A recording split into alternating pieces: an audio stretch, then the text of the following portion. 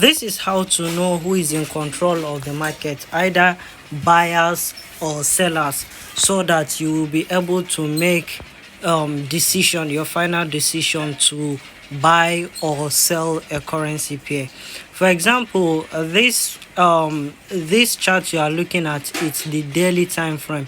You have to check your chart from a higher time frame to know who is in control of the market. For instance, this is the daily time frame and market has been buying. So what you are going to do is just for you to use at least three time frames. The first higher time frame will be the time frame you use for your trend direction, the second one for your analysis, and the third one which will be the lowest for your execution. For example, I'm using this as my trend direction. I'm using this.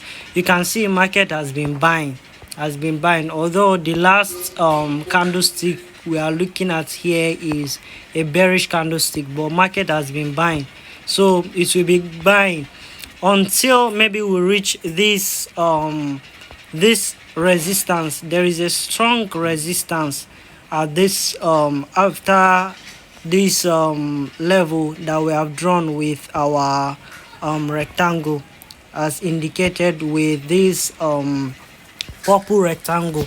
That is a strong resistance area because market has been rejecting from there. Whenever price try to move out of that level, it rejects and reverse back. So that is a strong resistance level. But what we are looking at here, the main thing we are looking at here is who is in control of the market. And from looking at the higher time frame, buyers are in control of the market.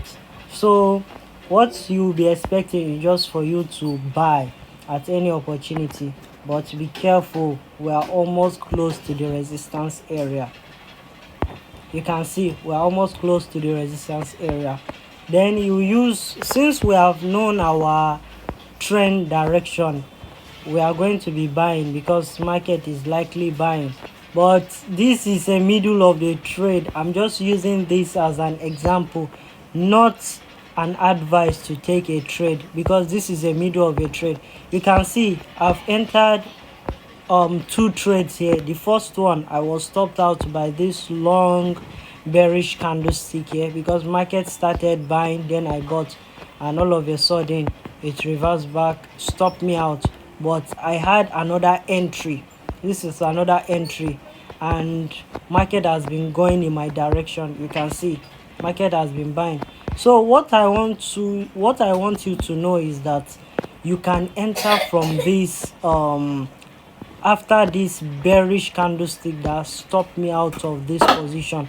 You can technically enter from here because this is the best time for you to enter, and that is where I entered. You can see the last trade, market has been going up, it's buying from here because from the confirmation I see on my daily time frame is that market has been buying.